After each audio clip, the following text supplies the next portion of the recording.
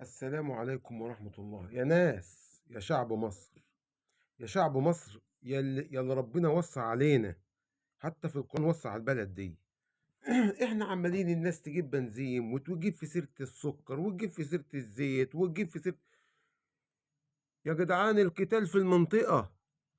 احنا بنقول، انا عن نفسي بوجه للرئيس السيسي، الله يكون في عونك، الله يكون في عونك، وسلح البلد وحد سلاح تاني وتالت ورابع. الناس اللي بتتكلم في الزيت والسكر لازم نعين في البلد. لازم احنا الفقراء عيناها، واحنا اللي شايلين القهر والظهر في بس لازم القتال في المنطقة. اذا كان اسرائيل بتستعرض قوة وايران بتستعرض قوة، واحنا بقى نتفرج ولا نقعد؟ انتوا كلكم اللي بيعلق صورة ويقول حسني الله يرحمه، حسني كان عمل ايه؟ حسني معلش اما نتكلم واضحين كده كان عمل ايه؟ اولا